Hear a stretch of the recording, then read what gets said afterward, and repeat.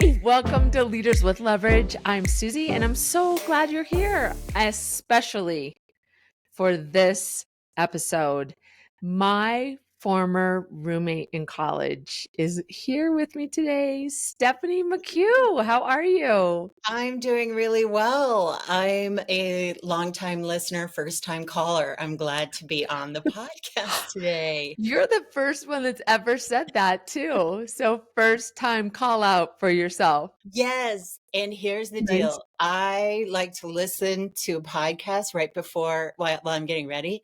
So I was listening to one and you said your parents have found you and they're starting to listen. And I'm like, the pressure is on because Papa E and Mimi are going to be listening to me. They are listening and all of their friends because, the Yeah. those masters will know that that age group, those 90 plus are like Right. looking for me. So yeah, That's right. for sure. It's so good. Well, Here. I'm having you on because you're a professional comedian. And I am. yeah, and I remember as roommates in college used to make me laugh so hard. And so it just, it's no surprise a few years later that this is what you do full time. And I thought it would be fun since we know each other so well. And I always love when you make me laugh, to just talk about some of the parallels of being a stand-up comedian and being a leader in an organization. Like just saying it kind of makes me laugh because I Yeah. think you do have to approach some situations with humor. What do you think? Yes. I think that sounds great. I also kind of want to share one thing because I was trying to think Yeah, about go ahead. negotiation, uh, Yeah. being on topic for your podcast. And Okay. fun fact, before I was roommates with Susie, my sophomore year, I lived on Braden Hall at CSU with Susie's older brother, Dan. And so Dan and Todd had a contest on who could eat the most chicken nuggets in the Chicken dorm nuggets. cafeteria. Ugh. So they both went and they both ate 40 and then they negotiated. Ugh. They said, okay, it's a truce. We're going to stop. And they both agreed, yeah, let's stop. And then they were going to put their trays away. And Todd, at the last minute, popped one more in his mouth. And Dan couldn't get any more because it was all done and they had put their trays away. So that's how not to negotiate. That's That's just, bluffing. That's bluffing. Todd bluffed.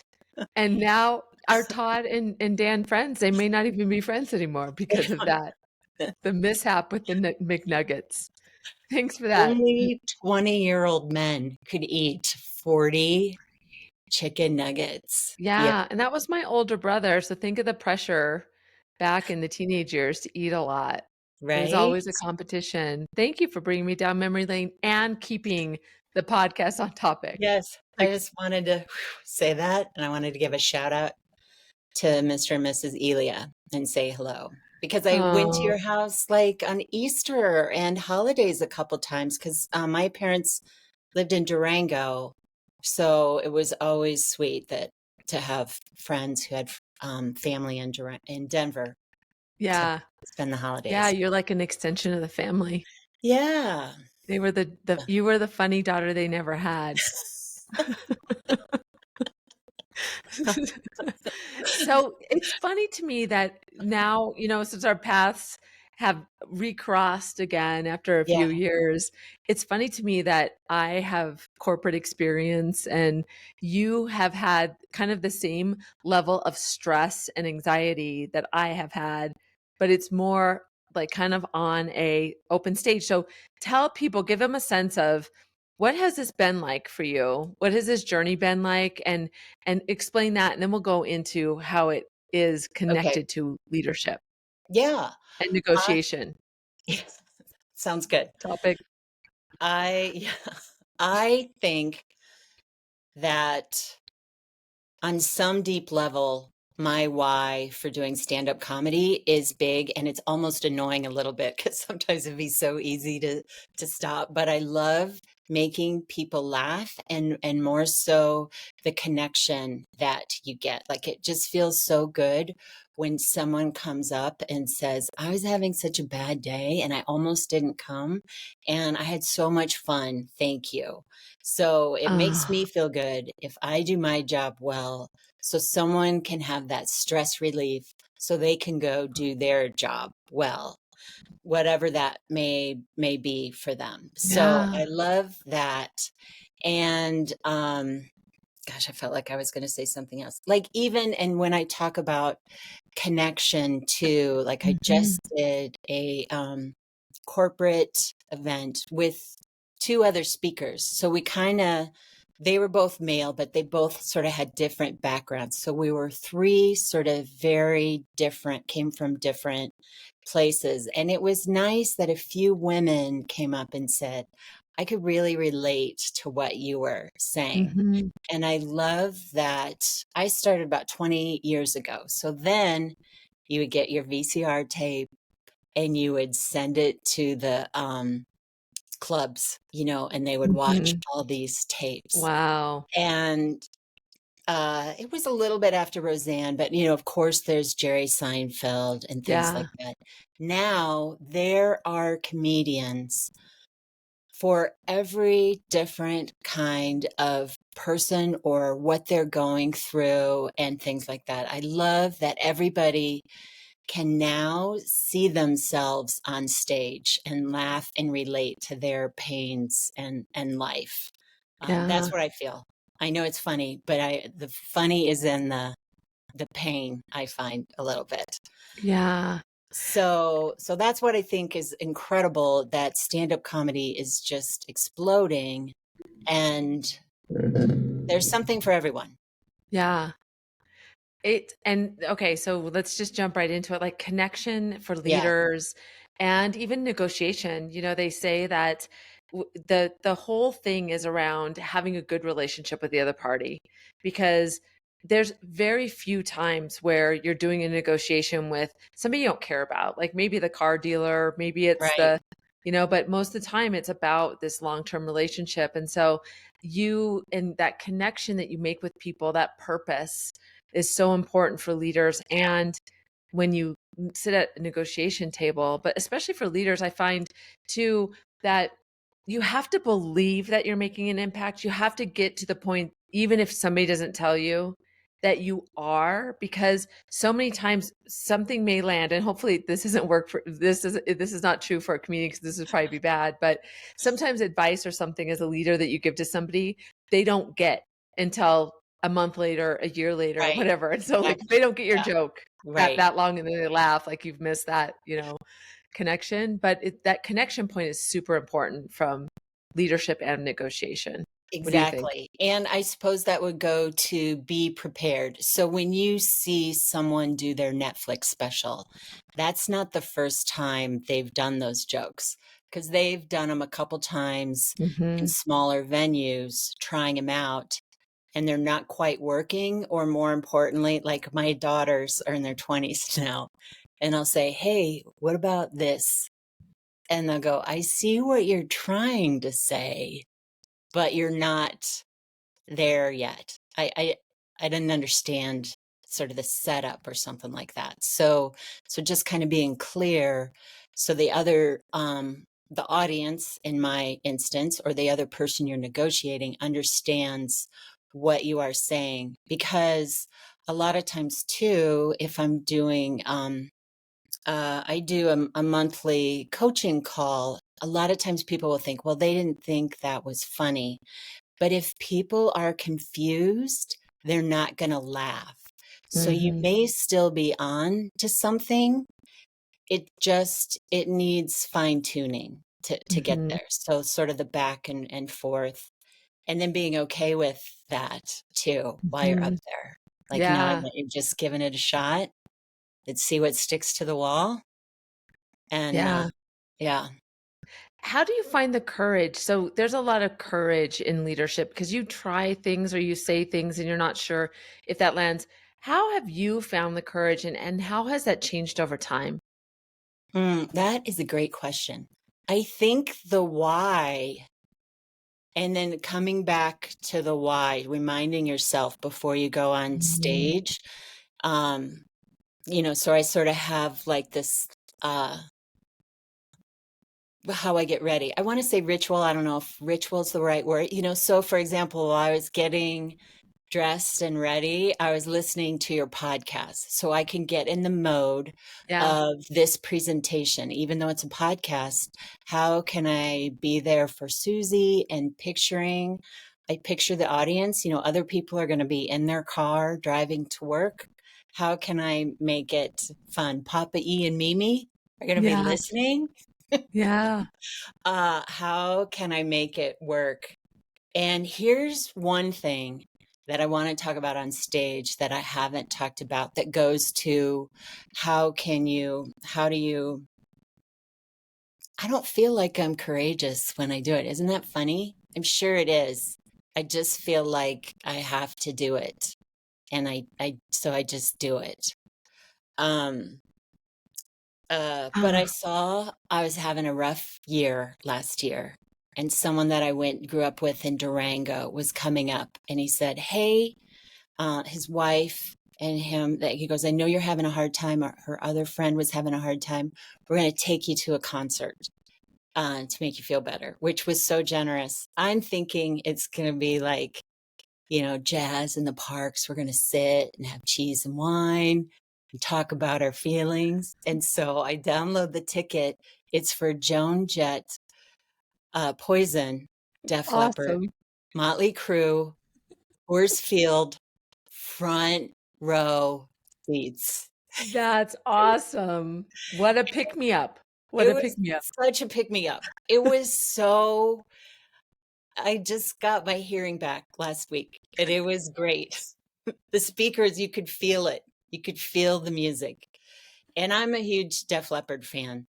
And here's what I thought about them. Like when I was in college, before I even met you, Susie, I had a Walkman, I had my summer job, and I would listen to them as I rode my bike home. So they sang those songs from, is that 40 years ago? It's almost 40 years ago. Wow. Like for me, hearing Wow. it for the first time. And I was fascinated. I'm like, as a fellow performer, Yeah. how did they sing that song that they have been singing at least once a week, probably at least Mhm. 40 times a year, Oh, uh, for the past 40 years? And they sang it for me. And so I just kind of did a deep dive. And here's what I think. For me, it's having the audience feel the connection and have a mhm. good time, even though that feels light. That's what I want to bring. I want you to just have a good time tonight. Let's just be silly and laugh and snort and make food come out our nose. And then I've done my job. Uh, and they have said from an early, I've listened to interviews from early on, they do it for their fans. They are Yeah. really appreciative of their fans. And they've had hardships. The drummer lost his arm, so they'll adjust. Wow. He made the drums so his left foot can take the place of that. Wow. So they adjust to the times, and then they still are there for the fans and what the fans love. So that is, even though it's kind of different, like doing comedy, they want new jokes more. Whereas Def Leppard and Motley Crue, they're going to have to sing those Same one. songs. Yeah. And I, Oh, I think that's great. And so I see a direct tie because you talked about your why being that connection with others and showing up for them and not you first. yeah, And so like as they've done those over and over and the fact that they give you this feeling that they're doing it for the first time, it's I get that sometimes when I'm talking in front of groups and I've done this same exercise over and over again and I'm like, "Oh my gosh." And every time huge right? ahas in the room but I'm like, oh, I need to change it a little. But I'm doing it for me. I'm changing it for me because it feels Mm, stale. And yes. that's not my purpose. My purpose isn't for people to like me or do anything about me. It's for them to see themselves differently.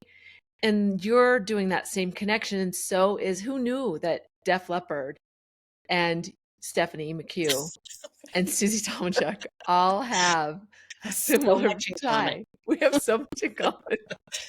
We are here for our audience, and dare I say, we would all look good in leather pants. So true. Amen, Back sister. then and then now. Yeah. Yes. Well, and the other thing that I love about your example is, let's think about a team and how Def Leppard has been a team, and Yes. the drummer has an accident, and the band members adjust and they're patient and they wait and they allow him to show up differently. And teams need to, there's a lot of research around how people should hire teams that are existing, because there's so much continuity and glue that goes with that team being a Yeah. unit together. And when you break them apart, you can't resurrect that glue or that connection. And that's the other thing. Who knew we could get leadership lessons from a professional comedian and a famous rock Right. all in one? Yes. Yeah. And what was interesting too, to sort of not to diss anyone who likes Motley Crue, because they were good too, but I could Oh, tell yeah. they were a little dead in the eyes, which I can relate to also. Like being in a bar in Cedar Rapids, Iowa, you drove a long way for not a lot of money, and there's 20 people there that, but, and you're like, I have to do these jokes again. And you've got to find your why. And felt like they kind of that day, maybe it's not every day that they feel that way, that they perform, but when I've done research on them, they're sort of infighting, and I think they would want to go their separate ways, which there's nothing wrong with that either. It's just that Yeah. the world wants to see them Yeah. together. So Yeah. I think their money is the why a little Yeah. bit, or the managers Oh. want them together, not them. Mm. So it was just fascinating to see both bands and Mhm. what I Yeah. can take away from that. Yeah. So I want to go back to Cedar Rapids Yes. and talk about that, because you go to this bar, you're in this small venue, nobody's paying attention to you. They're playing pool, when that happens, like when Yeah, people are right, talking and right. you're not in a comedy club where But they're like, "We're gonna leave the football game on because people wanna," they'll get yeah. mad if, and I'm like, "God, don't do How do this you to do me." that? How do you do that in your head so that you still deliver at the level so it looks like you're alive in your eyes, to your point? Yeah. Well, um, sometimes that's where experience comes in. I've Mm, done that before. I've had, good shows and bad shows. And even there's been good shows, like a corporate event. They're bigger, but they're farther away. They're in their work setting is way different than if you're going to a comedy club on a mhm. Friday night when it's date night. And comedy clubs, there's a reason they're dark and the tables are close together, is because that's an ideal setting for stand-up comedy. So the energy you get back Huh. is going to be way Yeah. bigger.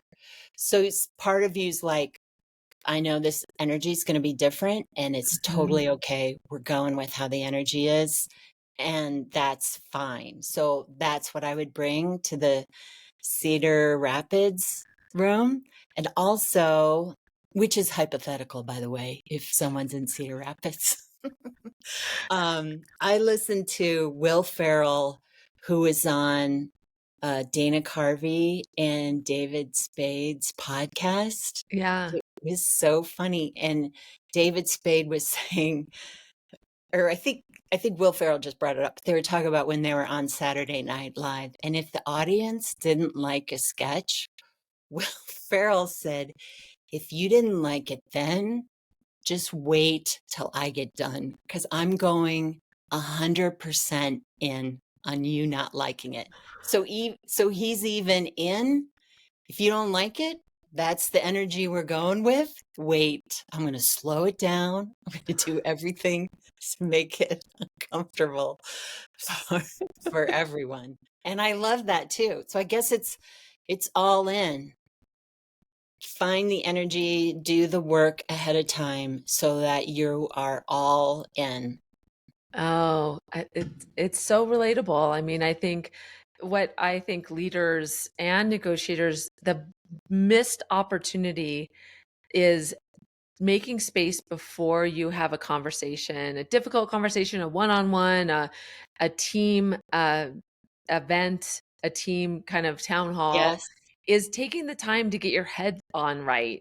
Or during a time of downsizing and centralization, it's ugh, hard to, you have to bring the energy and you have to take time to get your head right and just be able to show up in the way that they need to see you in that moment. Even if they're not feeling it, they still expect you to still right, be the leader that they think you are. It's the same thing. It's like they expect you when you go on stage. This kind of hypes me up sometime is they're paying me to be a speaker, so they must think I'm good. Like the first time I was like, "Oh my gosh," you know? So you have this expectation, so you better do it and find the way to just be at your best, right? right. Yeah. And then, bec- yes, that's the first thing. And then it's okay if it's not. Like sometimes I have to make that adjustment a few times when I'm on stage, even too. So I guess I don't want people thinking like I'm just bringing this all the time. Mhm. Sometimes I'm on stage and my mind will wander a little bit. I'm like, wait a minute, get back to this joke. Like you'll think about, should I say it this way or that way? And I'm like, you need to be present right now for these people, Yeah. focus right back. So yes. And it's a constant ongoing thing for me, if that Yeah. makes sense on stage Totally. too. Yeah. Totally. And you were on TV, like you did some kind of competition. Like tell us a little bit about some of those big experiences and what those meant to you. Or maybe they were a lot different than us normal people would imagine. I auditioned to be on a morning radio show and I had to get up at 3 in the morning, like 4 or 5 times. And you're not getting paid. You're just going in to audition and other women are going in too. I am a night owl. Like I usually go to Yeah, I bed was gonna say 2 in the morning. that's what I So was to gonna get say up, is note to all the listeners, Steph doesn't get up till like noon. If there's wait, I gotta take a time out. We used to have a 1 o'clock class. It was the rhetoric class. Remember the Dr. rhetoric class? Irving, And it was for Dr. Irving. And I remember I would be like, oh my gosh, right after lunch, it was so hard in this hot room to stay awake for this rhetoric. He was brilliant, but he talked like rah, rah, rah, rah. he And I could have remember an you said, ASMR channel. He would what? be like, so he could have an Yes, ASMR of you, like very soft yes, and yes, going. You're, totally. Like fit the topic exactly. Like the yeah, history of rhetoric or something was what it was. He was brilliant. I loved the class. But you would just come in, you would sit in your seat and you put your head down because you said, why fight it? I'm just going to go to class. I'm going to sleep through the whole thing every time. Every he time. And I thought, wow, I think we sat up front once. Like I tried everything. I would try having a Diet Coke. I sat in the very front and I was falling asleep. And he took my book and he just closed it. And that made me awake for like 5 minutes. But 1 o'clock is a tough time in the afternoon for me to stay awake. I totally forgot about that. okay. So Yeah. anyway, uh, back to the Back to story. the Back story. to the I story had to about get the up at morning 3. show. Yeah. And you know what? I was debating too. I'm like, what if I get up at 3 and stay up till like 2 in the afternoon and then sleep, like switch my days around. Yeah, But right. I had teenage girls and I don't think I could I just don't think I could do it. So I'm going to audition. I lay out my clothes ahead of time. I'm going in there and you're standing up.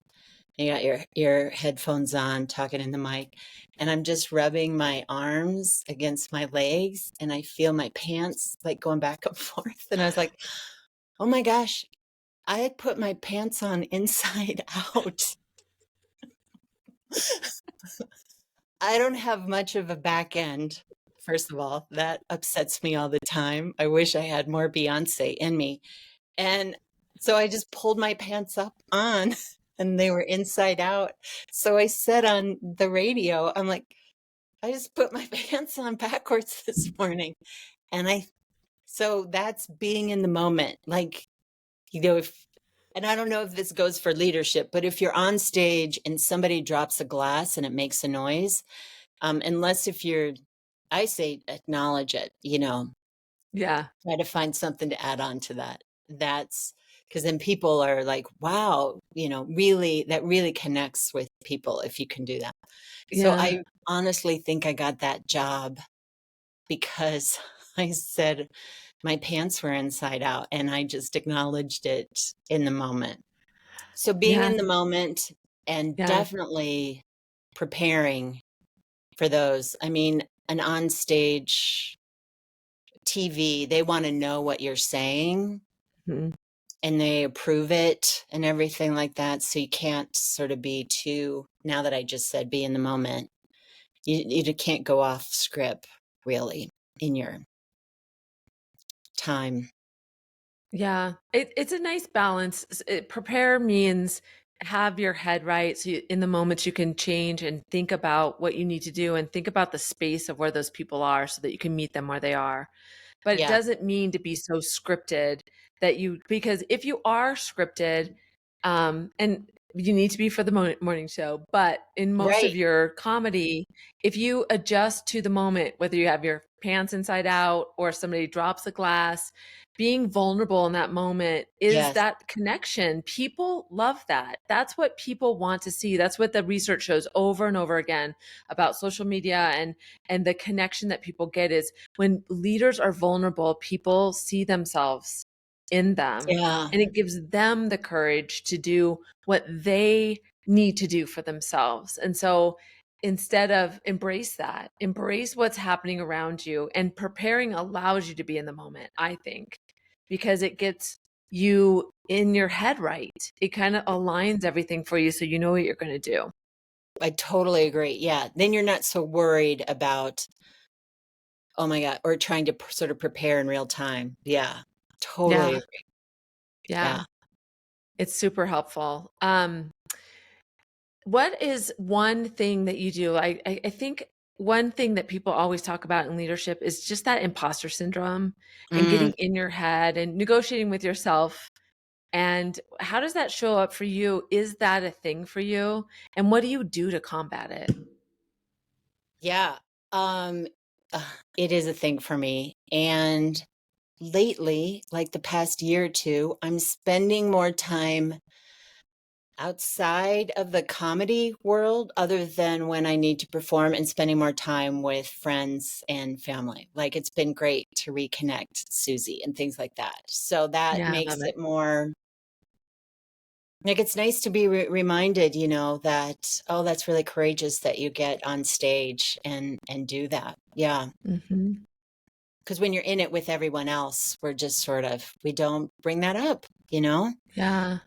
So, So are you saying it's through the other people that you realize you are human and those things happen? It's a part of the process. yeah, yes, yeah, definitely. Well, tell us a little bit. I know we're up against the timing. I want to make sure that I'm respectful of your time. Tell people kind of what you're doing now and what if people are interested in working with you, what would that look like? Yeah. Well, we are coming up on the holiday season, holiday parties, and I love doing things. So if you have like a entrepreneur group or a meeting and you want something at the beginning to kind of lighten the mood and keep it Yeah. fun. And I do some where it's just even quick 10-minute set at the beginning of the meeting just to make it fun and lifted up the Yeah. energy before they get into it. Oh my You know gosh. what's great about that is the other benefit of that is in corporate, you never say it's a set.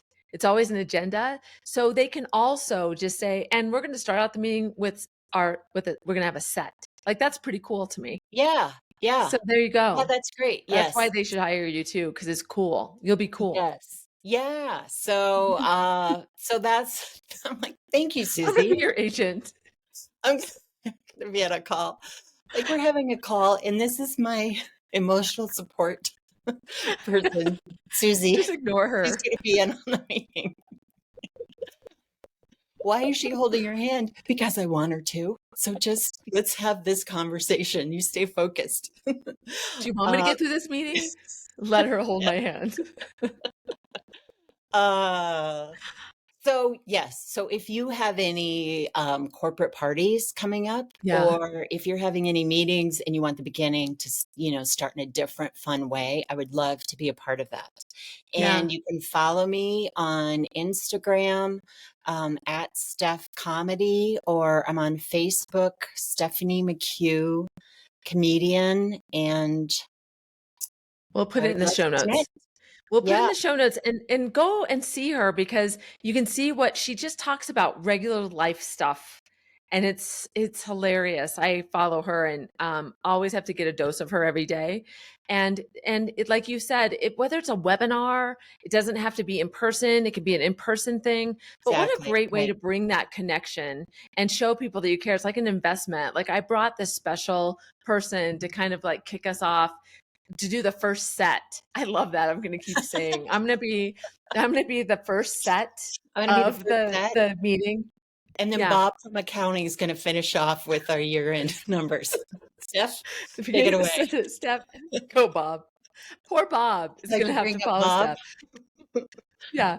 So Yeah, they can get advice from me on who should follow you. Probably not Bob, but maybe, somebody else you never besides know, accounting. right?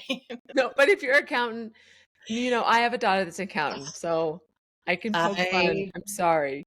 People say, "How do you find the courage?" I'm like, getting on stage is okay. Doing your taxes, that's scary. That's courageous. That's very That is true. courageous. So everybody has their Awesome. own strengths, and I love that. Yeah. Well, I appreciate your courage to come on here and talk about, yourself in this context. So thank you so much for being here, Steph. It's always good to see you. Thank I'm so you. glad we've reconnected. And I don't know if this podcast was more for us or for them, but I hope that people got something out of it. We are glad you're here. We're glad you're Yes, joining us. Make sure that you absolutely. do follow Stephanie, and I'll probably have her back to talk about how can you bring humor, maybe some tips for that meeting, that town hall, to Yeah, pull that out. absolutely. Would love to. Yes. Thank Awesome. you, Well, Susie. thanks, Stephanie. This has been Leaders with Leverage. I'm Susie. Feel free if you want to share this with somebody just because you were entertained, please do. We appreciate it. And I appreciate you.